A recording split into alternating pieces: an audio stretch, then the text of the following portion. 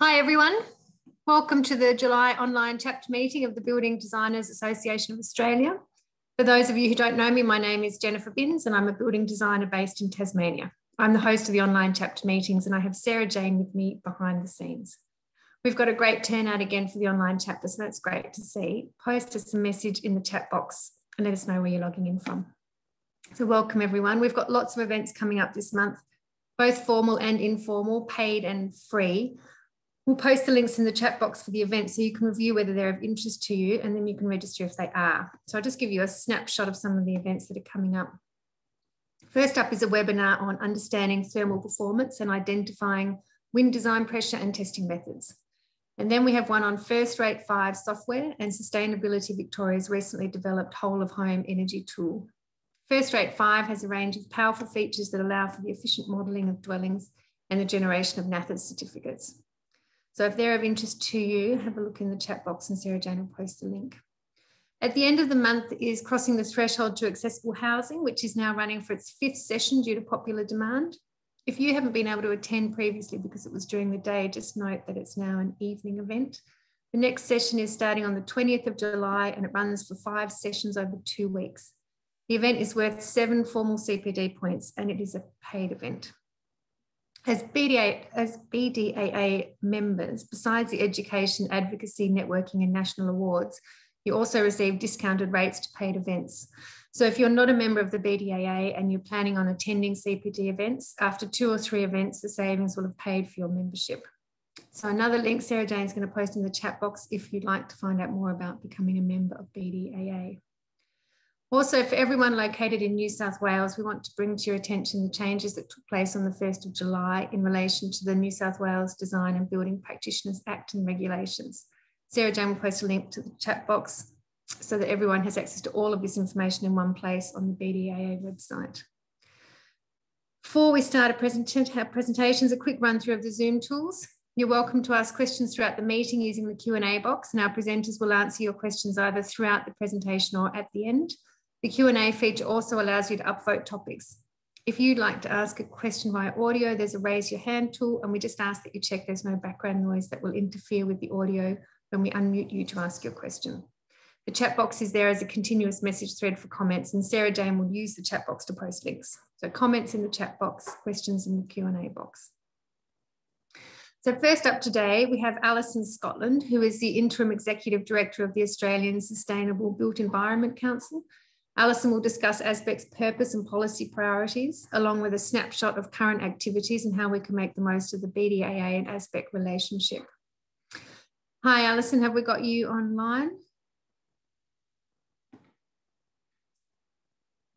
I can see you, but I can't hear you. Yes, Jennifer. Welcome. Thank you. I'm going to hand over to you now. Excellent. Thank you so much. And lovely to see you and lovely to speak with you all. I know we've got a great turnout today. So let's see if technology works. And I am going to attempt to share my screen. So if you cannot see, just let me know. Let's see. Hopefully that is good. Now, I thought I would start my presentation today by asking you all whether you know about ASBEC. Are you familiar with ASBEC? Do you know who ASBEC is or what ASBEC stands for? So we've got a poll, I believe, up on the screen with a simple yes/no answer on are you familiar with ASBEC? And so I think it's going to be up for maybe 30 seconds or so, and we'd love to hear from you. And I believe, okay, so that's a good thing. So only 19% of you are familiar with ASBEC. So ASBEC stands for the Australian Sustainable Built Environment Council, and I think it's about 6 weeks fresh into the role, so it'd be lovely to share with you who ASBEC is and a little bit about what we do. So we're sort of starting from generally a a place of not knowing who ASBEC is. So what I will do is tell you a bit more about who we are and what we do. So luckily, the BDAA is one of our many valued members. So we have an amazing collection of members, peak bodies across the built environment. And we are all focused on sustainable, productive and resilient buildings, communities and cities. So our members consist of industry and professional associations. We also have non-government organisations and research bodies. And we also have government observers, everyone that's involved in the planning, design, delivery and operation of our built environment. So we truly represent, ASBEC is almost like a peak body of peak bodies, and it's a wonderful collaborative forum. And what ASBEC produces is truly a reflection of the building sector in Australia.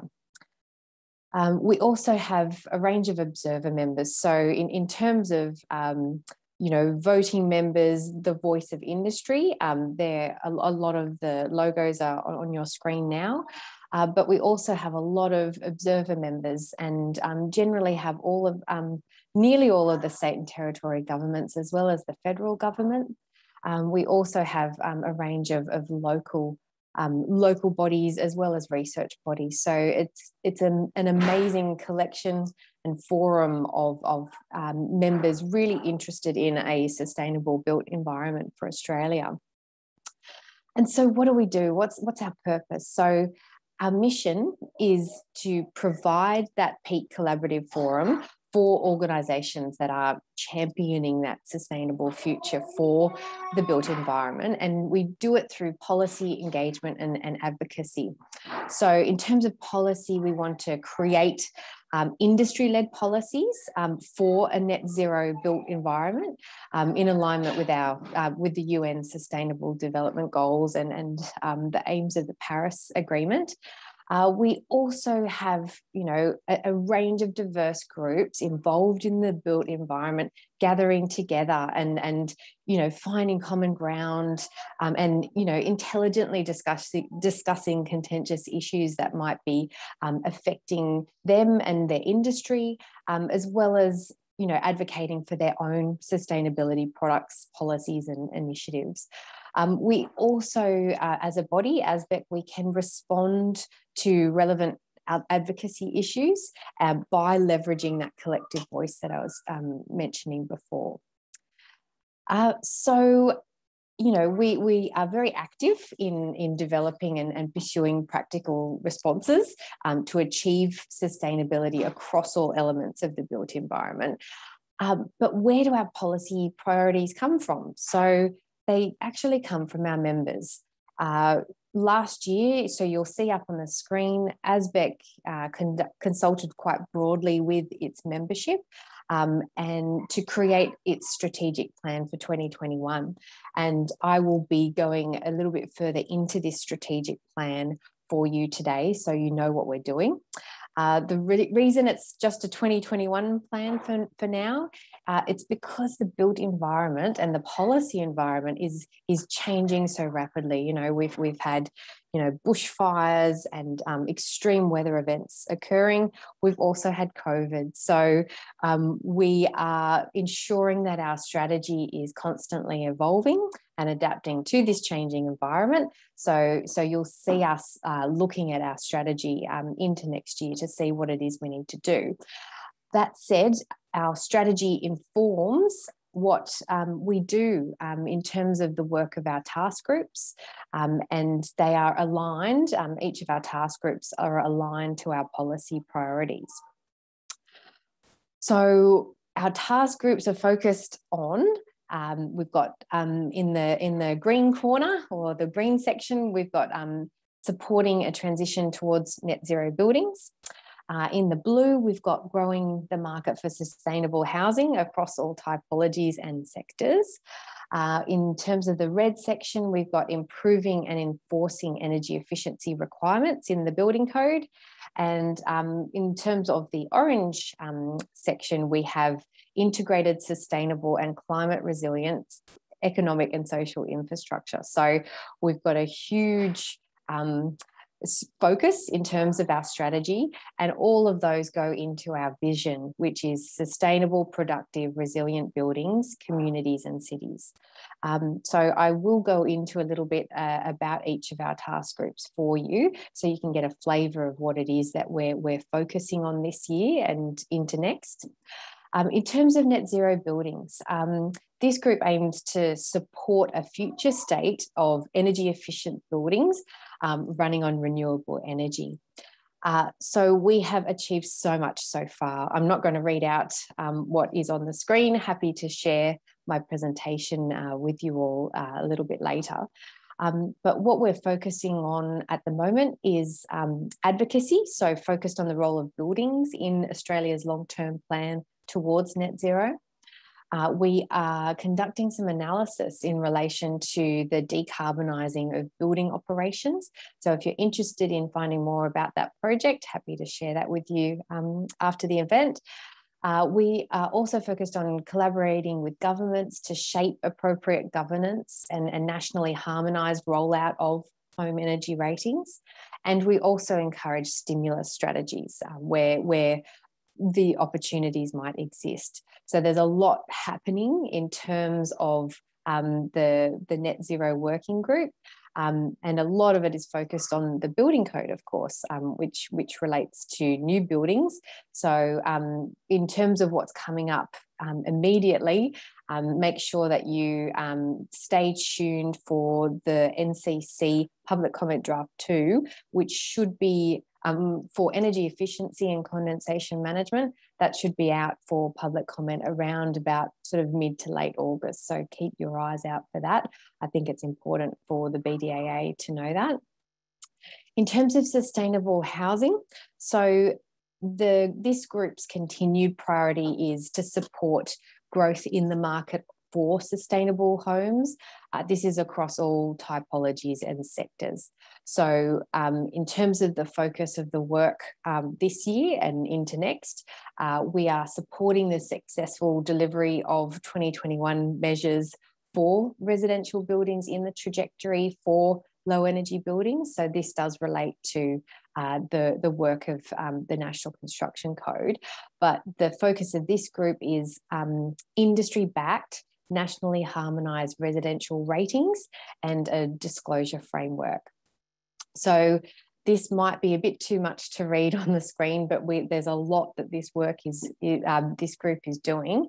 So this includes mapping the legislative pathway informed by the trajectory work that they've done so far. It's identifying decision makers who will deliver the regulation and legislation, including, governments, ministers, departments, agencies. We are also looking to identify how disclosure or residential disclosure of home energy ratings helps to deliver the policy goals tailored to each jurisdiction. And we're also making the case for this national harmonisation of energy ratings, because I know you're probably all, not really happy if you are having to change what you do depending on which state you work in.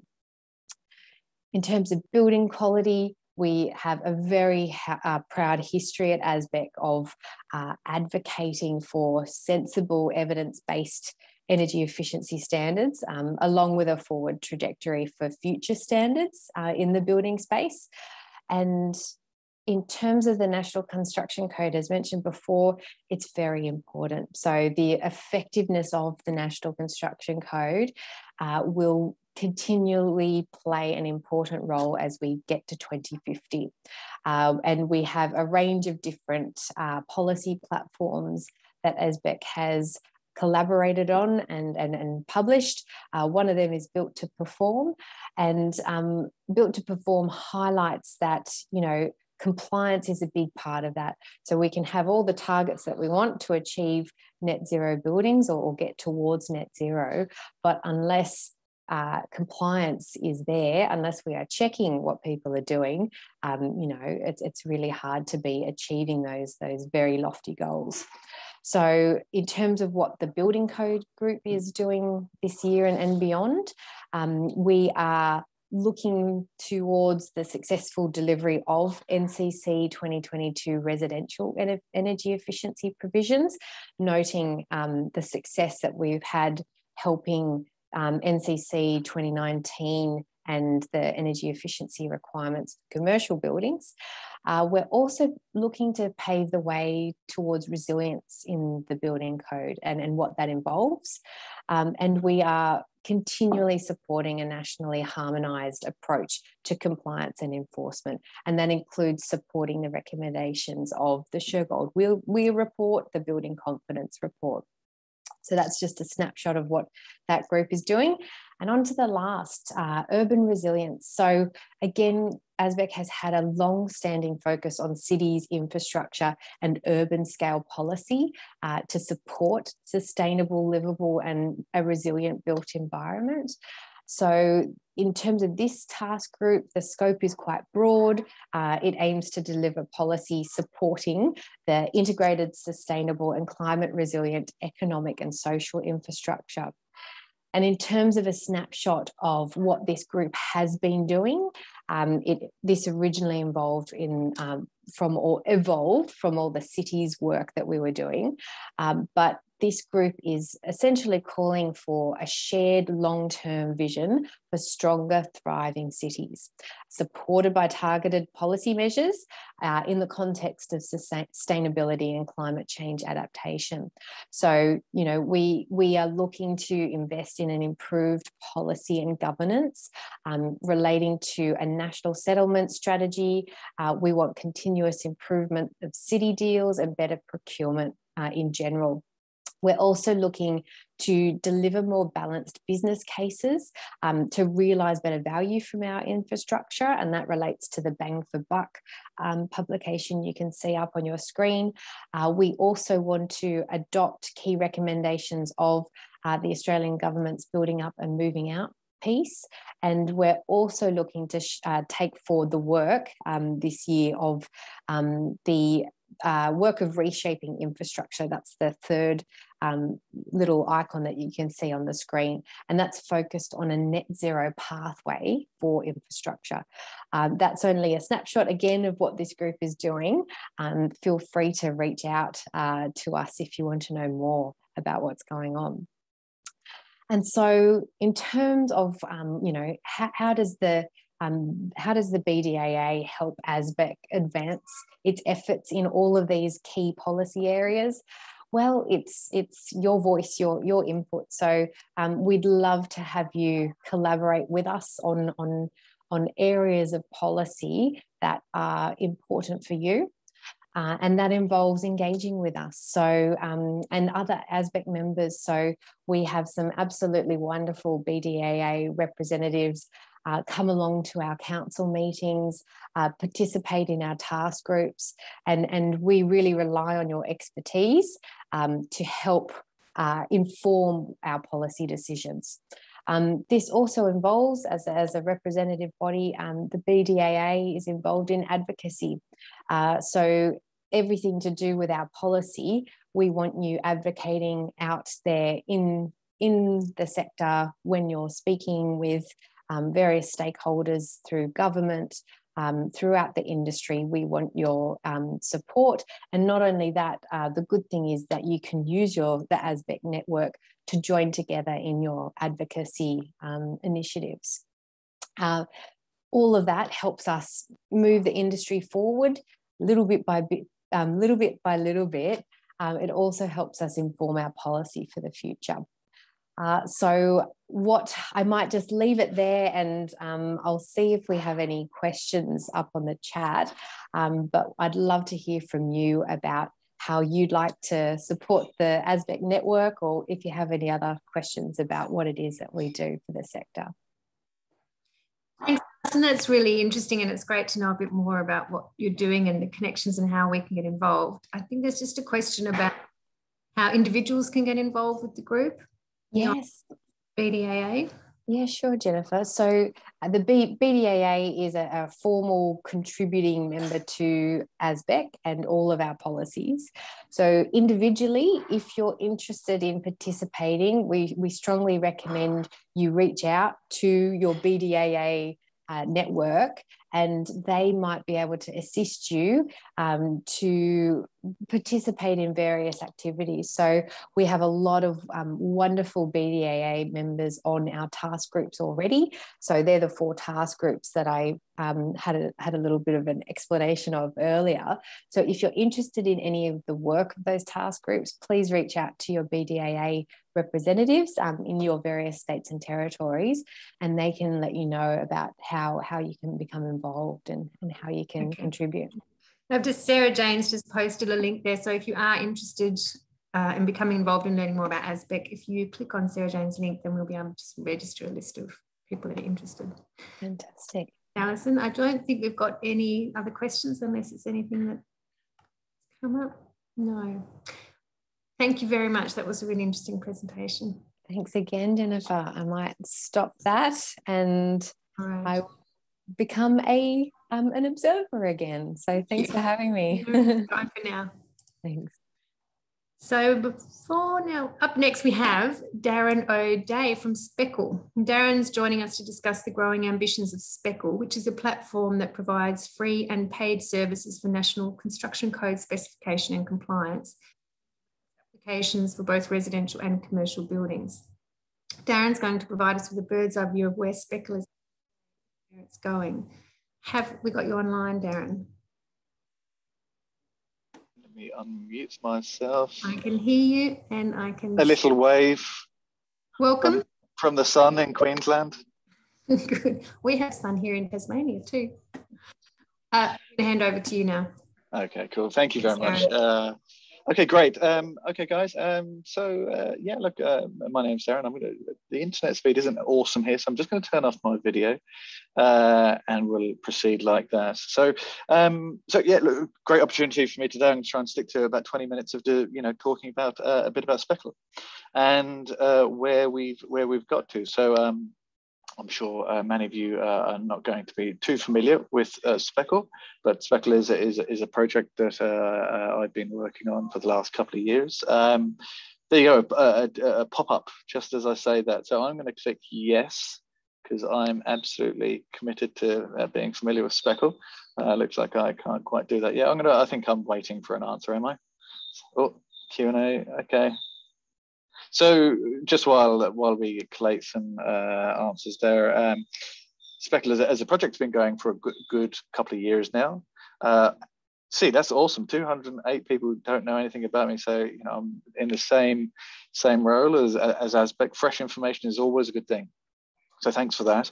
So Speckle is a platform that has been created to assist the National Construction Code in, I guess, being successfully delivered in many ways. In 2019, the National Construction Code saw a big shake up in terms of its stringency increases. And with a consultant's hat on at the time, I was working with the ABCB to try and work toward some, more effective ways to meet the requirements of the code. And Speckle is a project that came out of that because I saw an opportunity to develop up a platform that would be a bit more intuitive, a bit more supplier focused and specification focused. So in a nutshell, I ended up creating a bunch of applications. These applications are really quick and easy to use. They're for designers, whether you are an engineer or an architect, and they essentially allow you to look at the National Construction Code in order to assess whether you meet energy efficiency requirements. Now, the project isn't just me, and like most, I have a website. So if you wanted the website, it's www.speckle.io. So I'll just leave that there for a second. But I think I threw it into the chat window there as well. But you can jump on there and find out a bit more information. But the project is a bunch of us now. We actually work out of Melbourne. I'm here at my brother's place in Queensland at the moment. And that's me up in the top right-hand corner, a younger version of me, I should say. And then David Carroll to the left of me is a co-director there. and the rest of the guys, they're in a development space or a business development marketing space, such as Kelvin down there in the bottom right-hand corner. But effectively, we're really interested in types of things that ASBEC are really interested in, driving better outcomes in the built environment, from design through to construction. We're very interested in the accurate specification of building designs as per these July 1st changes that have now come through, particularly in relation to performance-based design briefs and performance solutions in the National Construction Code. We see ourselves as being in a position to enable information to be provided and to remove barriers of knowledge, so that people can use these web applications that we've developed. I'll give some demonstration of those to drive better outcomes and raise awareness of better building products and techniques. So very quickly, in terms of where Speckle sits, in a magical world, Speckle is a platform, and it has these sort of two user groups: suppliers and users. A user may be a designer, and maybe one of you guys on the call today will be a user in 6 months' time. I don't know. We've got about 900 users now. So we've just launching some new bits and bobs, and we had about I think 50 users come on in the last 2 weeks. So it's starting to really grow. On the supply side, a bunch of suppliers on there at the moment, more coming on. The suppliers are really important because they allow us to have real products behind the platform. So when you're on Speckle, you know that you're actually dealing with this supplier data that's been reviewed by me and by my team and verified against National Construction Code requirements. And then you don't have to worry about the idiosyncrasies of collecting data in any way or form. This is all done for you. At the moment, there's about 1,800 plus products on Speckle, and lots of templates on there as well. We'll have a little look at what a template is specifically. But effectively, it's simply a platform that enables these two user groups to sort of come together. And when they do come together, they can do things like design glazing systems, wall systems, roof systems, floor systems, and undertake building assessments against the National Construction Code. All of these, from a Speckle point of view, are a performance solution, and I've got a slide to sort of cover that definition in a wee bit. But as we go through these, I've got to dive down into a little bit of detail because some folk are definitely going to have questions about this. In terms of glazing systems, what does the glazing application systems application do? Well, it undertakes total system U values and solar emittance values for National Construction Code. It also does the applicable values for volume 2. So for residential buildings, if you wanted to do a whole system glazing calculation, you wanted an option to use a process other than WERS to use the actual size of the system. So it provides a more advanced approach.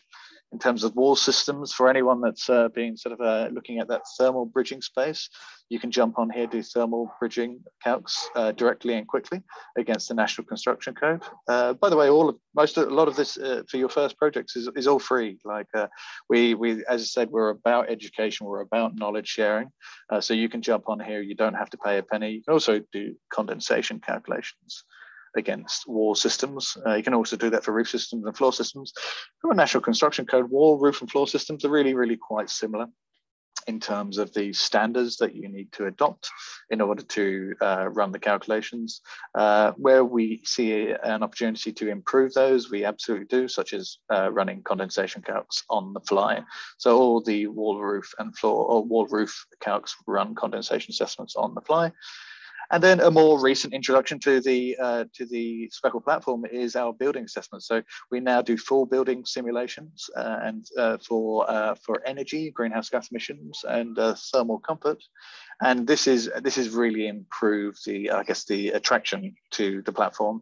This has all been run in Energy Plus, which is a simulation engine out of the US that's been around for about 30 years. So verified against the National Construction Code requirements. So we've been doing some really interesting stuff, and just to give you a feel for the timeline in which someone may be using Speckle, people use it to navigate, to ask questions of the National Construction Code, and then they jump in and use one of our apps. So whether it's a glazing system to a floor system, you know, they're designing in that space. And up until now, what they've been doing is they've been using that information within the glazing, wall, roof, and floor systems to put into a whole building assessment. Now, just because we've developed our building assessment and we're actually just about to release the full simulation app on the market tomorrow, we are going to, we're finding that people are starting to actually use that before they do the glazing wall and roof and floor systems, because it makes more sense to specify those against the building assessments. So it's a space that's growing. And if you jump onto the platform, tomorrow morning, you'll be able to freely get access to full building simulations against the National Construction Code. So this is a first for the industry. And we really want to encourage better adoption of a adoption of a faster approach, which we think is much, much better. But whatever you're doing, you're producing reports. So reports are always the outcome from Speckle, and those reports are performance solutions against the National Construction Code. And you know, they might be used by a builder or an architect, certifier, or engineer, or designer in order to primarily meet specification requirements. And this is the big bit. This is the bit that we grab all that data from the suppliers, we do the calculations, we create a really quick platform to do it, and I don't have that much time. I've got about 10 minutes left. So I decided today that I was just going to focus on two applications, the wall systems and the building assessment, because this will give you the best flavor of where we've got to in this project. And before I do, I'm just going to jump into just something that's critical, something that we get asked all the time. Okay, Darren, in terms of National Construction Code, where do you guys actually sit? Are you a deemed to satisfy provision? Or are you a performance solution? Because you're going to be pretty much one of the two. So we pretty much sit like this. Everything we do is a performance solution against the National Construction Code. For some that are doing sort of the deemed to satisfy stuff with J1.3, J1.5, and J1.6. So that's for your floors, your walls, and your roofs, respectively. Effectively, once you jump on here, because you're doing in a more advanced version of a deemed to satisfy, you're doing a performance solution. And then you produce a report against the performance requirements against the National Construction Code. In this recent version of the building assessment that we're just putting out on the market tomorrow, so this is great timing for you guys, we do JV3 assessments, and that's for thermal, and that's for occupant comfort. So all of them, really, these applications go through that pathway in order to meet the requirements of the National Construction Code. Now, in terms of wall systems. So wall systems, I've just thrown in a couple of quick little videos here, and I'm just going to start that one off and see if I can pause it for a second. So I've just paused that for a second. So what you can see now is a bunch of suppliers. Now, this first video is really just to show you the relationships suppliers have with Speckle. So I've just recorded this just to make it easier, but there's a bunch of different types of products on there, and you can jump onto anyone. I've just used AWS as an example here. And AWS has provided us with all the information for their systems. So if you wanted to pick one, we've got all the data related to this particular system, which is completely random, 730 designer system. Now, just as a second example, Knauf.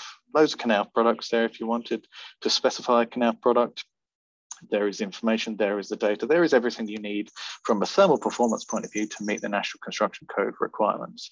So I think there's one third example, Kingspan, was it? There you go. So a bunch of Kingspan products. Those installation products, again, are all available. So I think you get the gist. It's a very quick and easy way to get access to information. And, you know, those suppliers, again, they've been fairly critical in making Speckle a reality. Now, when it comes to the templates, this is what a template is. So if you jump on and you grab a supplier again, see those there? I'm just going to stop that for a second.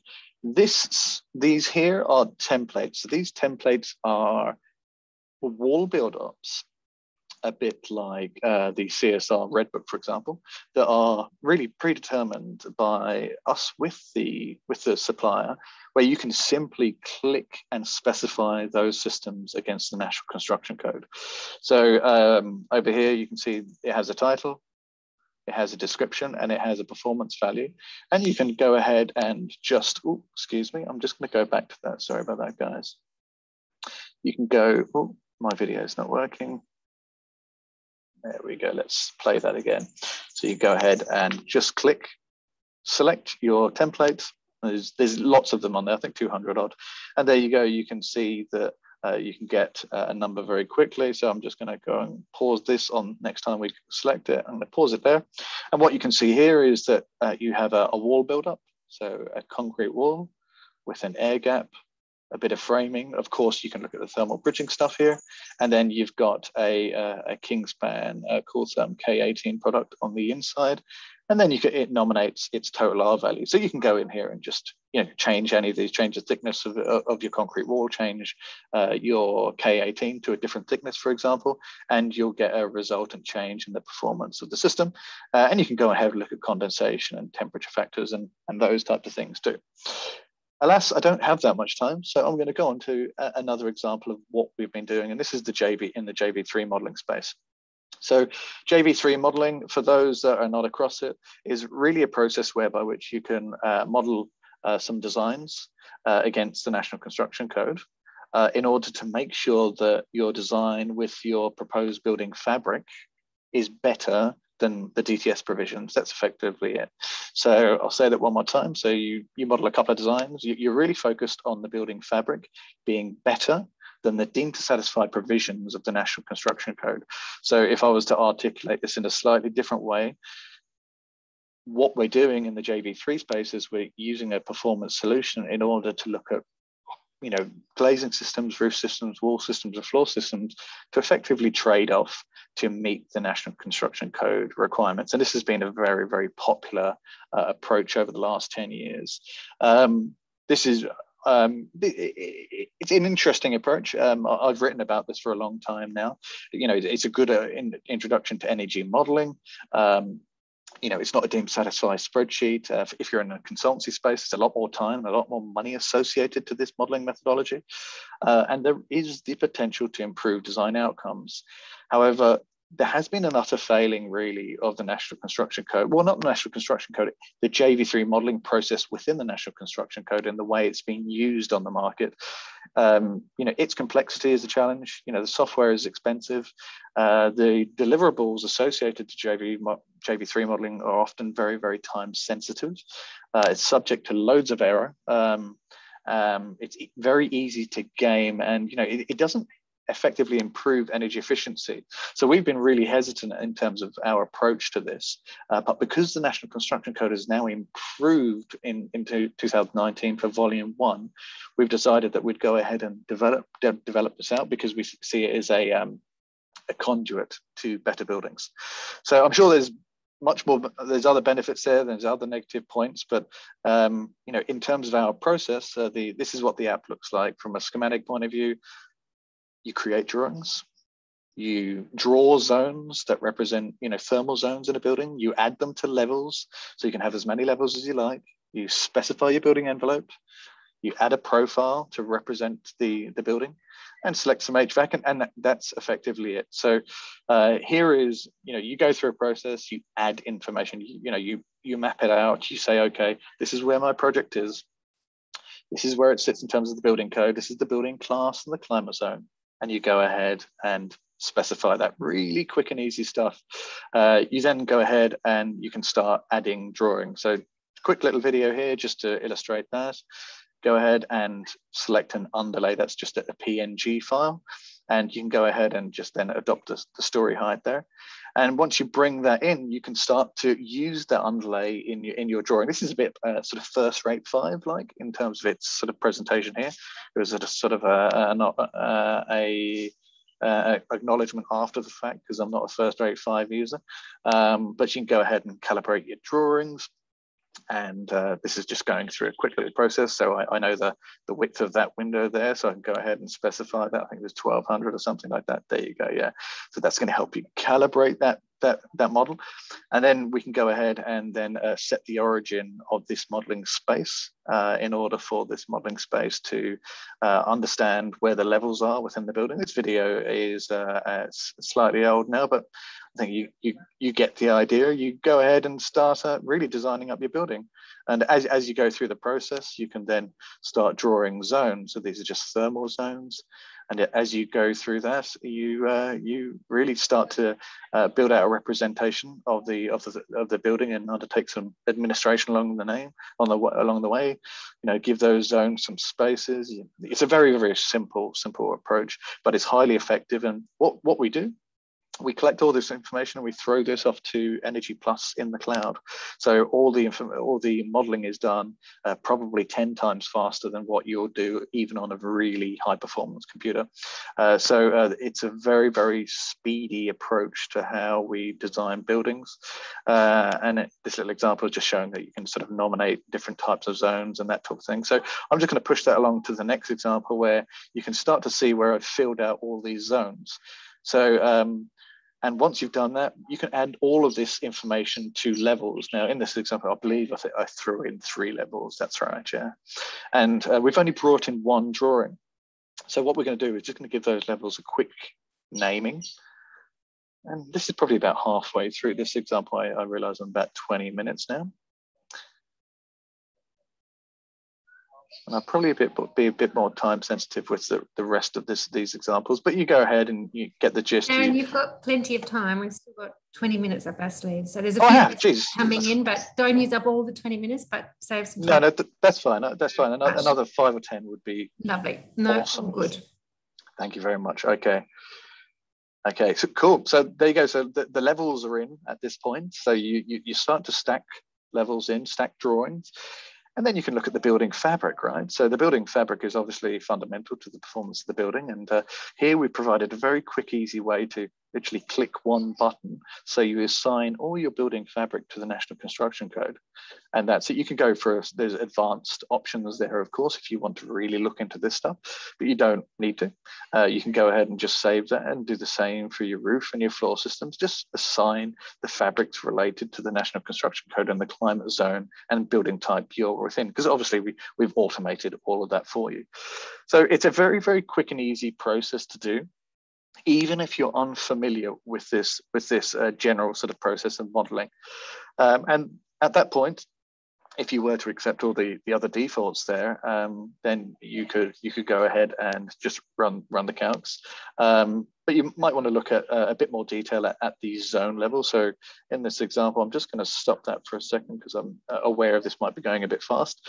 So the transition over from selecting the building envelope for your whole building and then going into the zone level to actually nominate a different, for example, wall type at the zone level. This is what this area is aiming to look at now. And what you can do is you can go in here, and I believe I just select that external wall, and then you can go ahead and just add your glazing on here. And all you do is select your system U value and cell heat gain coefficient. I'm sure a lot of you guys are across these values, these performance values for glazing, and then just nominate where that goes to. So I think that we've got a couple of nominations in here. You can do it just a single module. So place that anywhere within that aspect there. That's along that wall there, or just do a repeating module, a bit like a curtain wall or a glass that's going to be sort of repeated across the design. And you can go ahead and just save that. And again, you can go and distribute that across the whole design if you want. So in this example, I've just gone ahead and I believe I've gone ahead and I'll just start to select as many external walls as I could find. This is just going through all the individual zones and selecting external walls. And then I'm going to put that glazing across that, all these external walls in order for it to be distributed. So if you had a plan like the one we were just looking at, and you just wanted to put 55% window to wall ratio across the whole thing, you can do so as quickly as that. So I'm just going to update those 19 aspects. And then that gets saved and gets pushed through to all the glazing on the project. So pretty much the perimeter that you can see there now has 55% glazing across the whole thing with a system U value of 3.2 and a solar heat gain coefficient of 0.3. So it's as quick and easy as that. Next up, we're just looking at profiles. So the profiles are adopted here in this space here, and you can just go ahead and select and create profiles if you like. So these are of course all for volume 1. So you go ahead, select a profile, select whichever one you want, and go from there. You can go ahead and rename your profiles as you like. This is probably a bit of a deep dive for this presentation here. But once you've done so, you know, you can go through and start looking at the amount of people in the space. You can either accept the defaults or go ahead and tweak those. You can look at the activity of the people in the space. These are thermal comfort considerations here. And then look at lighting. And you can look at equipment. Don't worry about those fractions there. They're not there anymore. This was in a test mode. And look at infiltration, so the leakage of the building in terms of air. And look at set points. And you can go through and set these for, you know, all zones within the building. And finally, HVAC. So for those that are across HVAC, you can go ahead and start putting in a couple of different systems there. We're building those out over this next month. But once you do, you can go ahead and set the parameters for HVAC accordingly, including ventilation supply for the space. And then effectively go through and run some results. So I'm not going to go into the results now. Realize I didn't have the time to do that. But your results are effectively comparing the reference building against the proposed building in a JV3 process. And it's worth saying to this cohort of people that we do this for verb modeling too. So we do this for both volume 1 and volume 2. We focused on volume 1 for the time being because we see 2019 and the National Construction Code as a conduit for better buildings. 2016 is not necessarily that in any way or form because it allows you to get away with murder in terms of the performance of your building fabric. But we are developing out versions of 2016 that you can also use now, but it's probably worth saying that the fabric is going to be probably less flexible in terms of the reference building in the 2016 version of our applications, because we don't condone NCC 2016 as a pathway to better buildings. But there's lots of results, don't have time for those. If you're wondering what that building looked like, that's what the building looked like. You can, of course, export the results. You can export the DWG file or the DXF file and the IDF file from Energy Plus. You'll also you'll be able to export the actual Excel file and an automated report against National Construction Code requirements very, very soon. We've tested. We're continuing to test. So that's obviously it's critical for us, and it's critical for you guys to know that we are testing against the requirements of the National Construction Code. And just as a point of interest, you know, where we've been testing both in the, I guess, the calculation space, but also against industry practice. So we've worked with about 12 consultancies at this point. And we've been looking at the efficiency that Speckle now represents in terms of the building assessment stuff. And if you see down the horizontal, the axis, we've got the number of thermal zones. And as you run up the left, it's the time in minutes. And what we're finding is that, you know, for about 20 thermal zones in your project takes about 15 minutes to model it in Speckle. 45, about 30 minutes. 80 thermal zones, which is a big building, less than 50 minutes. So the full building simulation modeling in Speckle from start to finish is less than an hour for about 80% of projects. It's extremely fast and is a bit of a game changer in terms of what it represents for the market. I've got to say something about pricing. Most of what you've seen, actually everything you've seen today, is actually freely available to jump on if you want to play around with the project. But if you start using this, you know, professionally in your professional, you know, career and start or commercially, I should say, you know, we would love to get the support. We're not asking for much.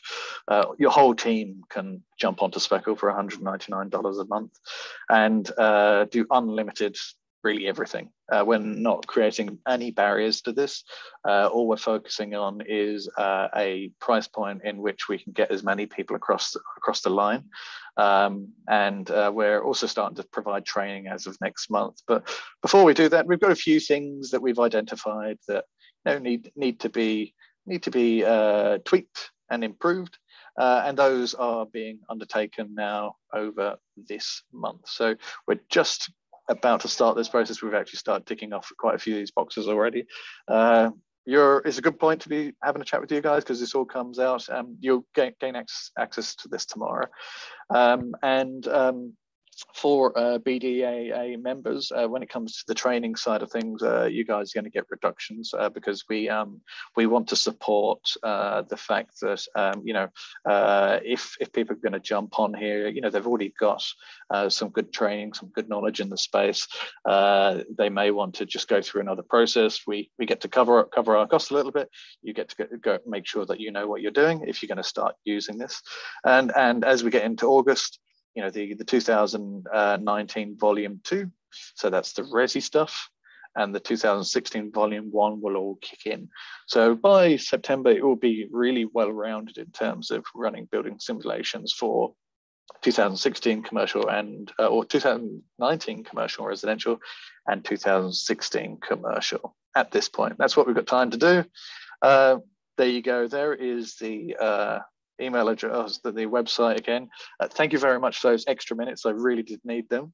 I'm going to open up now. I'm sure there's a few questions. I think I'll just leave it there.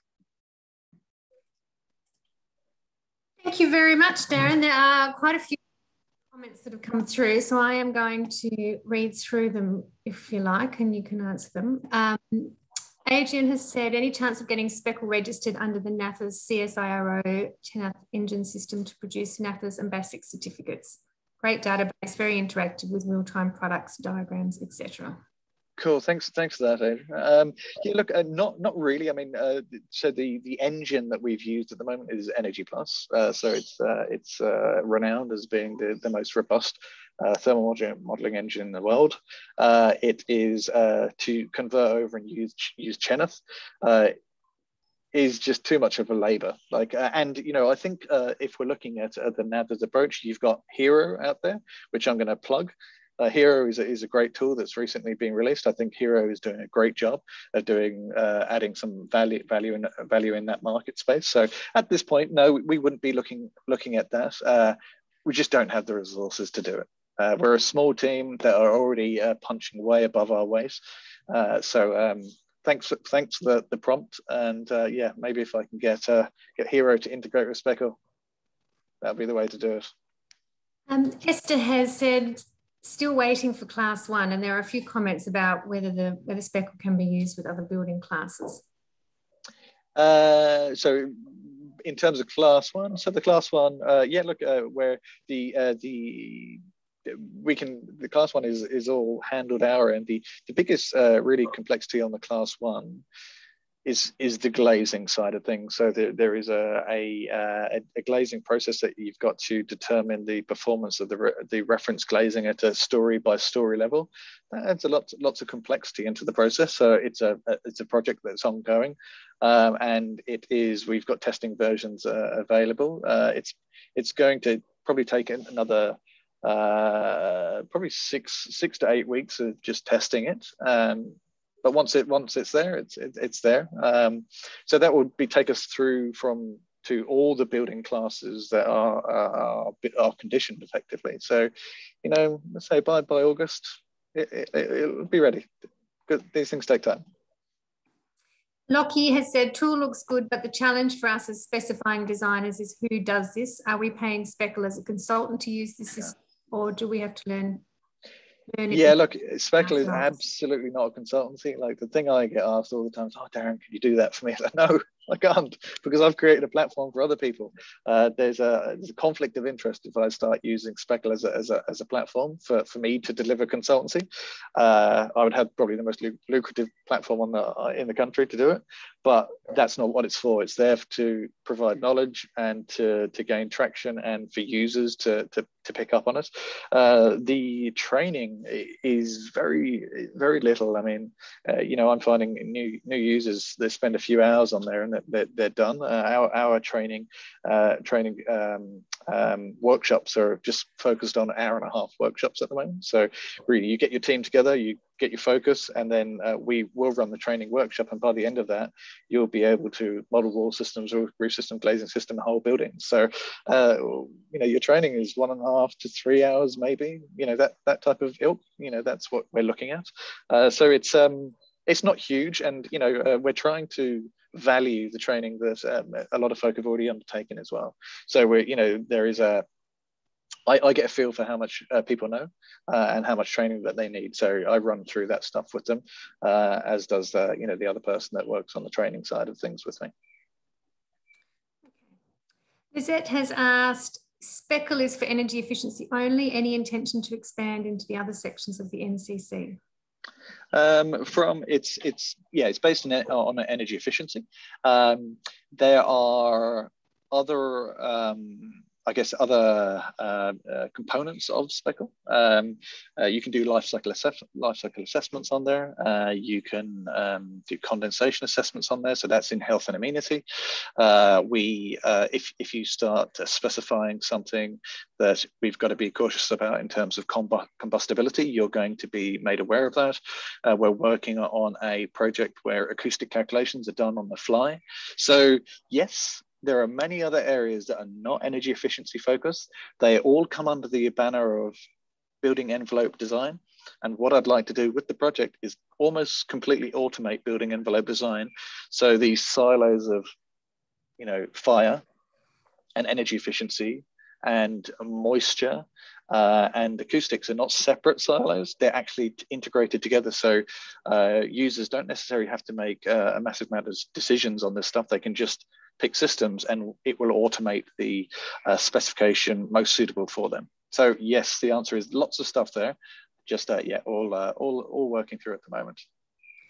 So before I go back to questions, Sarah Jane is actually compiling a list. So if you want to register your interest in Speckle, and possibly we can use this for future training, there's a link that Sarah Jane has just posted in the chat box. Now, Lockie has asked, obvious question, how can we plug Speckle in and play with our BIM models? BIM models, at this point in time, given how quick Speckle is, we don't see a integration into BIM yet, because it costs too much time, too much money to do it.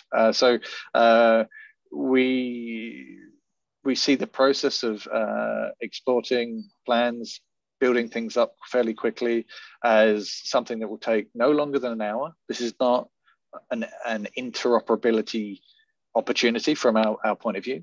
So we don't want to commit our time to it.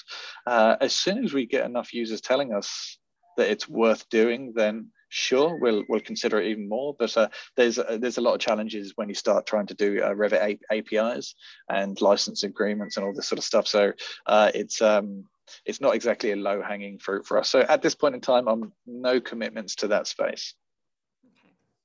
Vincent has asked, what's Speckle's business model if it's free for us to use? Yeah, absolutely. Yeah, community level, free to use. Speckle has been almost entirely free for 1.5 years. So haven't charged anyone anything to be on Speckle. So it's focused on building the knowledge and plugging the gap between the National Construction Code changes of 2016 and 2019. And that's been its primary agenda. So to try and support the market in getting across that space, and it continues to be a focused agenda for the platform and the project in general. So free, jump on, create projects, create some design, do all that sort of stuff. It's all the fun and sexy stuff of building simulation modeling and thermal modeling, that sort of stuff. That's the bit we're going to have to start charging for, because we pay for the servers where the calculations are run. There was a question I saw. George has asked, what about discounts for small company users of only 1 to 2 people? So is that something that you're... No, I mean, $199 a month. We think there's a hell of a lot of value there. You don't have to commit for the year. If you commit for the year, the fee goes down even further. But yeah, I mean, I think it's very, very cheap. You couldn't get this level of value anywhere else in the building simulation world. Yeah, we wouldn't entertain any price reductions based on this. It's a 30-day free access as well. So it's cheap, It's 30-day free access. It has a massive community level that is also free. So I think we've ticked as many boxes as we're able to tick there to be a financially sustainable business model. Thank you. Yuli has asked, does the app also display SD values moisture diffusion? So for the condensation side of things, so it has vapor resistance and resistivity values in the back end. So that is not something, that's something that we work through with suppliers. I've worked in the hydrothermal modeling space for the last 10 years. So I'm very much across what SD values and all the different ways to communicate moisture transfer in buildings.